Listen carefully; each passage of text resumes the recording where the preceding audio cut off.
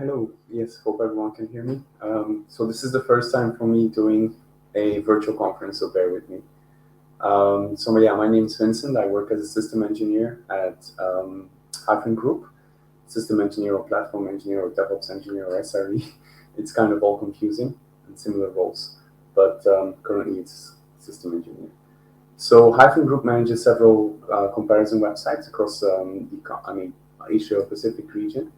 And we allow customers to compare financial products like credit cards, insurance, and allow them to choose the best one based on their lifestyle. For example, if students may want to like a credit card that offers a lot of good student deals and things like that. So if you're a very active extreme sports guy and you go traveling, you want an insurance that covers you for extreme sports across other countries. So depending on your lifestyle, you can select which one fits you best. So my talk is a little bit more for people which has already started adopting Terraform. So I won't go into a lot of details on how Terraform works exactly, but more about what we learned and what we learned to watch out for. So I've been using Terraform since 2016. I think it started out with Terraform 0.7 when backend state configuration wasn't very, was a lot based on local files, and I've had the privilege of evolving together with Terraform and using Terraform over all the different versions that we're now up to 1.1. So and at Hyphen Group, we are actually only at version 1.0, not yet at 1.1. So Hyphen Group evolution of the infrastructure as code. When I joined in 2019, there were about 6 AWS accounts. It was using a mixture of CloudFormation and Terraform. It was using Terraform 0.11 in a creative way, managing the backend state, a lot of copy-pasting of outputs of CloudFormation stacks into variable files for Terraform provisioning, some imperative and not declarative way of managing Kubernetes clusters, such as KOps. There was a lot of internal initiatives. And we are also having to balance between internal and external developers. And AWS accounts were mainly used to isolate these internal and external initiatives to ensure that there was no access to unintended private resources for external developers. We've also learned that over time, data engineering is quite different in the way that they usually use a lot of managed services. And as you see, we've evolved to initially a Terragrunt Monorepo, managing about 15 AWS accounts using Terraform 0.12 with initially Bitbucket. And with Terragrunt, we moved to a dedicated state per module that is stored per account. And we were all manually applying Terraform using our terminals, our workstations. So we are 5 DevOps people at the time. So in 2021, we focused more on the self-service aspect of infrastructure as code. So we started migrating to Terraform 0.14 on GitHub, and we added a lot more capabilities and products to the catalog of modules, of Terraform modules that we provided internally. So we deployed Atlantis to help with the automation so that we didn't have to execute the code from our workstations anymore. And so mainly to let developers make more changes to the infrastructure that is in production through infrastructure as code through IAC. So finally, today we're at the state of about 45, I say plus or minus, because there's a need to add and remove accounts constantly. So in one way, internal initiatives are often booted up into their individual AWS accounts. But then there's also an effort to consolidate and aggregate these different verticals into aggregated solutions. So we sometimes have to migrate and deprecate all the AWS accounts. So the number of AWS accounts fluctuates over time. So we, as I mentioned, the data engineering team initially started out using Terraform and Atlantis to deploy several Lambdas and other like Athena configuration, SageMaker's workbooks and Pinpoint configuration, but found it a little bit cumbersome to have to go through the Atlantis pull request flow and they prefer to explore CDK because they're heavily tied to AWS managed services. And so the contract for us, platform team, default more into providing a landing zone to onboarding AWS accounts into Terraform and providing a landing zone for CDK to then provision everything else in inside the account. So the data team has adopted CDK largely. So what I've learned in over these 3 years is that it's nice to start out with a monorepo with very little automation, allowing developers to stand up everything, like allowing the DevOps people to manage and migrate all of the infrastructure into this monorepo and run the workflows, the Terraform commands from their workstation. And there's a lot of documentation on how to do that. But one of the first things that you will need is version pinning, because when you start making changes, you want to control where these changes are being deployed into. You will also want to iterate more smoothly with smaller increments, and I will go into details exactly what I mean about when I say that. And as I mentioned, automation and self-service is highly desired if you work in a corporation with 300 people or 300 developers. And not all the developers want to go through learning Terraform configuration language and then also the added complexity of Terragrunt on top of it and set up their workstation. Or they simply do not have the access to be able to execute the commands that Terraform executes.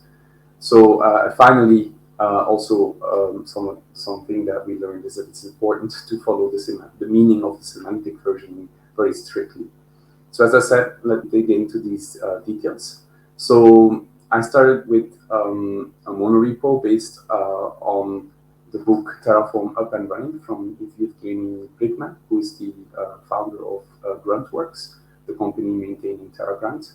And this book was, even though I had already several years of experience using Terraform, the book gave me a lot of very useful guidelines on how to handle the scenario that I hadn't faced before in smaller startups, where I had to manage 1 or 2 AWS accounts and now had to manage 6 AWS accounts. So with Terraform Up and Running, it clearly outlaid this folder layout that is a monorepo that allows you to specify your modules side by side to your live infrastructure code.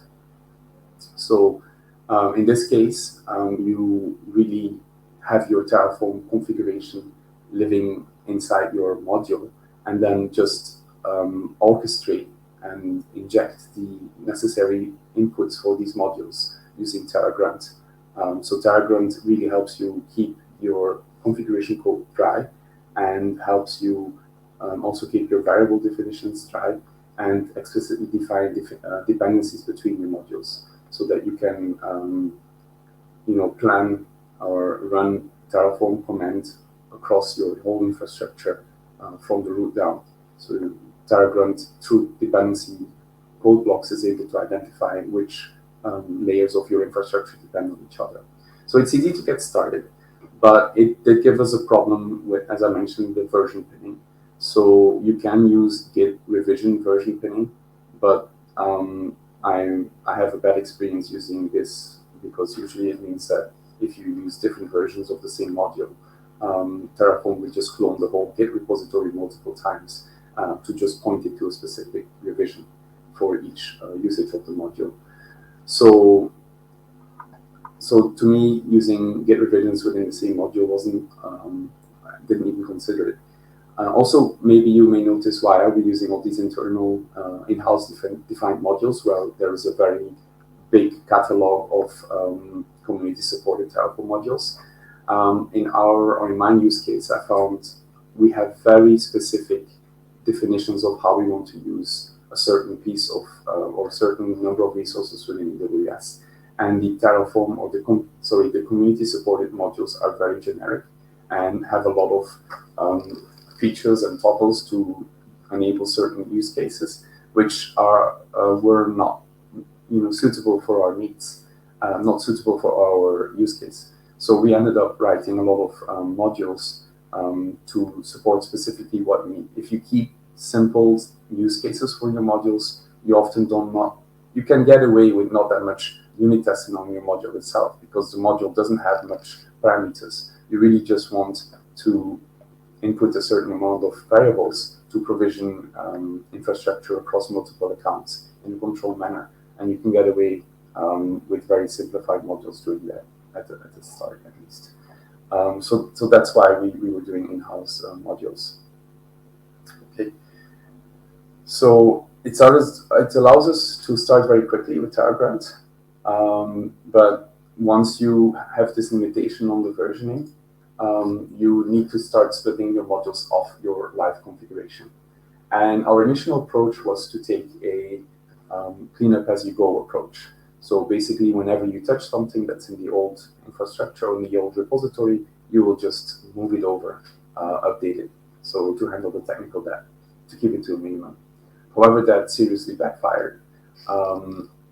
We were often under time pressure to get things done. And if you have to not only complete a task within a certain amount of time, but also, clean up the tech debt as we go, or end up pulling on a thread of dependency. So if you need to move this module, that means you also need to move this code and that code, and you end up pulling on a thread of dependencies that was very frustrating for people within the team. And oftentimes you would take a shortcut. You would maybe migrate 50% of what you should migrate, and you come into a situation where you're kind of happy and able to continue working with only 50% of your configuration migrated into the newer state.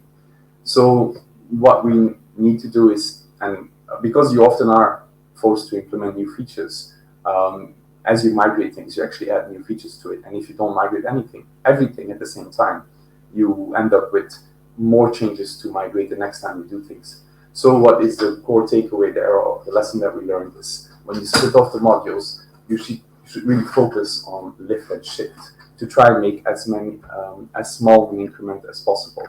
So do not version bump. That means also do not version bump your Terraform version. Do not version bump your providers. Do not change. Do not do any refactoring within the code. That means in your Terraform configuration, do not change any name of any resource that would result in state manipulation, which ties back to the previous point. You cannot upgrade things without often including changes in your state. A lot of times, state manipulation is required when you make changes. With Terraform 1.1, they added a way to highlight that some Terraform state has moved to another place. So that should reduce the number of state manipulation, or the amount of state manipulation that you need to do. But at the time, with Terraform 0.12 and 0.14 and 0.15, there is no such statement. So you have to do a lot of state manipulation if you're not careful, if you do not lift and shift. And a second point that we learned was that we need to follow semantic versioning very strictly. So with semantic versioning, a major version change means that you made incompatible API changes. A minor version means that you added some functionality, but it is fully backwards compatible. And a patch means that you are just fixing some bug fixes, and it is fully backwards compatible. So what I did as a mistake was I added some functionality which wasn't backwards compatible, so it should be a major change, but I pushed it as a patch or a minor version change. So back to the first point, clean up as you go was not a very good idea. So we need to do widespread migrations we're going to migrate all of this to version 0.14, or we're going to take all of the modules and we're putting them into a dedicated Terraform module. And we need to dedicate a resource to do that. We need to make sure that that person has the time to work on it, or us as a team take on a list of tasks of what are the modules that we're going to move, and we're going to get everything moved at the same time with the minimal change to avoid getting in this very complicated technical debt. We also were using both Terraform 0.12 and 0.14 at the same time. We were automating with Atlantis. So I wanted to avoid, and Atlantis does not support Terragrunt out of the box. You need to add some custom workflows to do that. in that way, Atlantis supports it, but you need to define workflows together. And these workflows ended up being Terraform version specific. So at the project level or Terragrunt project level, depending on which version of Terraform was used, you had to use a different version of the workflow. So I was avoiding using multiple versions of Terraform. And because of that, we made too many changes at the same time. So we decided to just keep it simple.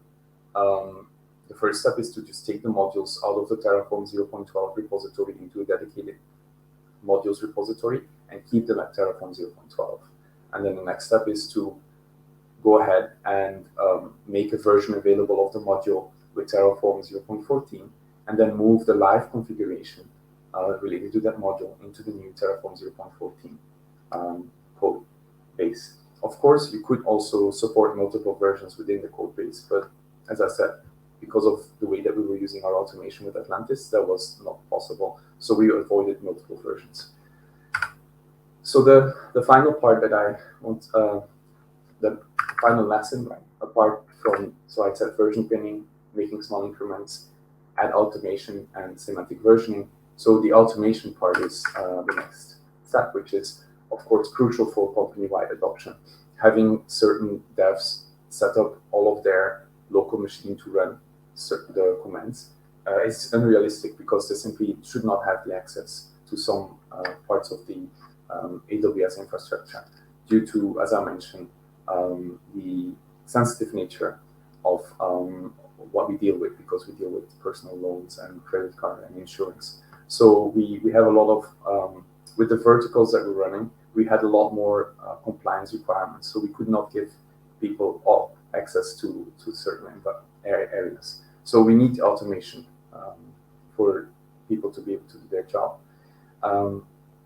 Not only that, but also because we don't want everyone to go through a full Terraform setup on their machine, right? So manually checking out and applying things obviously was not scalable with 5 people for 300 developers. So we set up Atlantis, but then we did not dog food. So we set up Atlantis, but we avoided using it ourselves. So if you do not rely on it yourselves, there's a reason, right? It was slow. We told ourselves it's because it's slow and we know what we're doing, so we can move faster if we do it this way. But we should just really spend some extra time to make it faster and to really find out why is it slow and what is preventing us from using it ourselves. So down the line, Atlantis, with the amount of work it received, started to become more and more of a bottleneck. Definitely, if you're doing widespread migrations or widespread changes, where you're changing like 40 or let's say maybe 20 different pieces of infrastructure that are all managed by Terraform under a separate Terragrunt module or Terragrunt instance. So when you do this, Atlantis actually takes a very long time to run, 10, 15 minutes. And we're starting to look more and more into actually using GitHub Actions itself, because it spins up a whole bunch of jobs that, sorry, I see some questions. Right, where to start? I see those slightly different questions. Okay, sorry. So back to the, okay, so Atlantis was a bottleneck, and GitHub Actions is able to run the planning of multiple projects at the same time. So in that way, it can work a lot faster than Atlantis. And Atlantis is really just a very optimized or a very specialized CI/CD tool for Terraform. So a very specialized continuous integration pipeline written specifically for Terraform, with a few toggles that you can modify to work for Terraform specifically. But in the end, we feel that we can implement a lot of the features that Atlantis provides, but using GitHub Actions itself. So that's kind of the way that we're heading right now. And finally, so I mentioned that Atlantis was very, very good at adding automation, but it's becoming more of a bottleneck. And it always felt a little bit slow. So we spend significant amount of time to make it faster. And if it is slow and you're avoiding it, ask questions. Why? Because you should. If you're not using it, then everybody else in the company doesn't want to use it either. And then finally, we also introduced a lot more linting to reduce noise. So linting is important to make sure that we have consistent coding conventions. So we ensure that everyone has their code editor and pre-commit hook set up properly. So we remove training spaces, Terraform format is run every time you save. All of that noise that is generated in a diff because somebody did not set up their configuration in that way should be avoided. So we introduced this, actually a team member of mine introduced this by first automatically fixing the linting errors, so it would be easier for people to adopt them and have time to set up all of the configuration required. And then after a few weeks grace period, actually enforcing the linting. So if your pull request did not meet the expected standard, it would just immediately fail the checks and you can't merge it. So if we want to boil down the diff that is generated by your change to just what actually matters for reviewers. If you're having a big difference in conventions, it's sometimes a change actually includes a lot more than the change results in a bigger diff than you expect, and it's hard for a reviewer to focus on what's the actual on the things that matter for the pull request to get merged. So finally, if we actually have rolled out all of the linting, then when we make widespread changes and migrations, these also result in very limited diffs or diffs that are focused purely on the change that is required. Because if you have, again, this is reducing the impact and ensuring that you just iterate in small steps.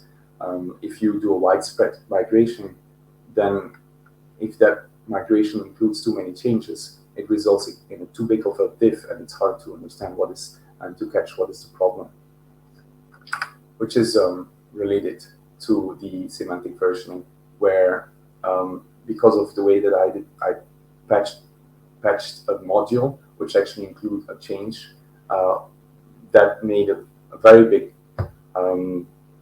created a very big headache for people doing migration. Like I said, we dedicate people to just focus on migrating things, and then they have a whole bunch of things that they don't know if this is a real concern or not. Sometimes Terraform will say that it wants to change 100 things, but if you spend time and look into the diff, it really is just fine and can be applied to production without problem.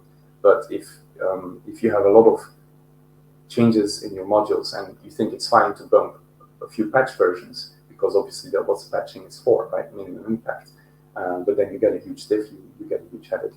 So that's why you need to really follow the semantic versioning, and that's another thing that we learned migrating the infrastructure over time. So another few takeaways.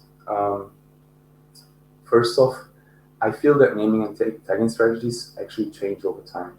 You may start off in your company to name things a certain way, and because of the scope of what you're working on, and over time, the priorities of the company change, and it is important actually to be able to rename or retag, not necessarily rename, but retag a lot of resources across your infrastructure.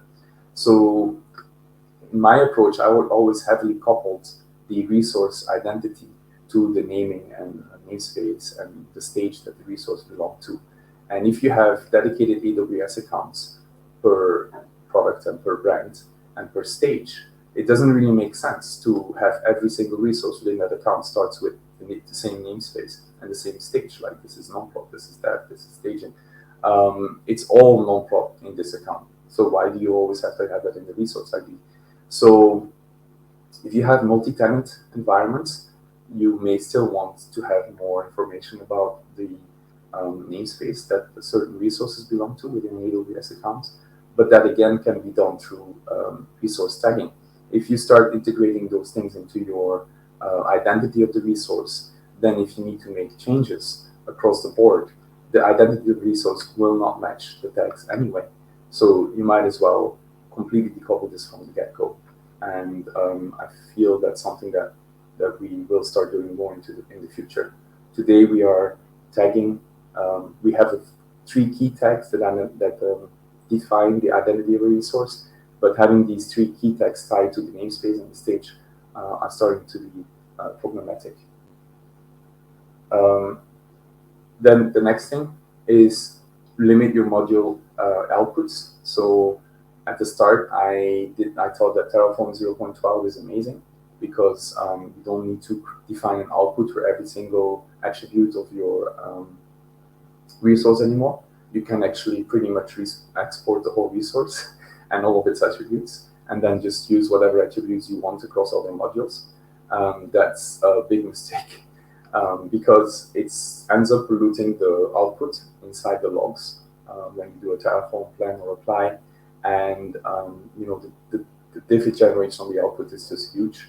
It pollutes your if you automate your pull request and you generate your outputs into your pull request, it results in many pull request comments that are split and just useless because you're not reading any of it anymore because the output is just too much. And in general, it's again, it's also related to explicit and implicit dependencies. If you are using certain values or attributes of a resource, you want to know exactly which attributes are used. So you should really be very careful about what attributes of a resource you output, so that you can identify in the future which attributes are used across which pieces of your infrastructure. And considering explicit versus implicit dependencies is related to the fact that if you're not using Terragrunt and you're using Terraform, a lot of times the way to layer your infrastructure, for example, if you have a certain layer that creates a network and a VPC and NAT gateways and all the subnets within the VPC, private and public subnets and your routing tables. And then you want to provision other infrastructure that relies on top of that. So you want to have an RDS instance that lives in the database subnet group that belongs to certain, that refers to those subnets. Oftentimes, and you want to separate this because obviously you're going to have that network live a lot longer than that particular RDS instance. The RDS instance may go away or may be migrated, there may be another one. There will be many RDS instance relationship to just one network. So you want to decouple those two things to make sure also to reduce your blast impact when you are, or your blast radius when you're doing a Terraform apply. You don't want to accidentally also change the network while you're doing that one. For example, delete an elastic IP of your NAT gateway. That wouldn't be an unintended impact change when you're changing your RDS module. So you're decoupling them, you're layering your infrastructure. But then you need to decide how will you, in your RDS module, identify the subnets that you want to provision into. And you could do that implicitly by using something like a data source and selecting subnet based on tags. For example, the subnet has been tagged as data. Or you should do it explicitly. For example, if you're using Terraform, you can use remote state. So you can do a query, a data source that queries the remote state of another piece of infrastructure, that is the network, and fetches all of the data subnets. But with Terragrunt, it becomes explicit in a way that you explicitly define a dependency block between these two modules, and then you can also clearly identify it. If you do it implicitly by using tags, it feels easy, but I'm afraid that for some reason tags are not there or are dropped because of somebody didn't know that this tag was important on the subnet, and as a result, when you run Terraform, I feel that you're not capturing the actual all of your infrastructure as configuration. You're having gaps, and I think I'm running short on time. I forgot to start my time. But the final thing I wanted to say is that along the way, I found two tools, tgenv and tfenv, which are tools to manage your Terraform binary and your Terraform version and your Terraform version. Very useful, definitely if you're doing automation, so that your automation can select the right version of your Terraform. Okay, so I have time for future slide. I don't think I have time for this. So very short, CDK as adopted by the data engineering team, I think it's great. It works well for their use case, but it's not great for the multiple software as a service or SaaS or PaaS that we're using. For example, our global directory, we want to use Terraform to integrate with that as well. And we would need to write custom CDK providers or integration code to be able to do that, whereas Terraform allows us to do that across a wide array of APIs. Whichever SaaS or PaaS we adopt, we just look for Terraform support, and we can just go ahead and adopt it very quickly. If we were fully on CDK, we would need to jump through a lot more hoops to be able to do that. There's also CDK for TF. So this allows us to generate JSON plans for Terraform. This would completely replace our Terragrunt. And Terragrunt is such a big wrapper for automation that this is very big change for our company. So this is still too early for us to consider for adopting CDK to TF. Then finally, there's another product that was announced December 2021, I think, an integration between Control Tower, Account Factory, and Terraform. It requires Terraform 0.15, which is why we are doing all of these upgrades. And it looks like a very promising integration with our Control Tower setup.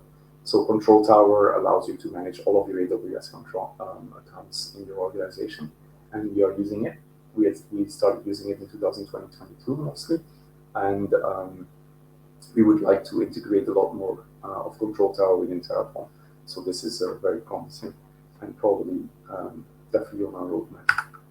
So that's it. Thank you for your time.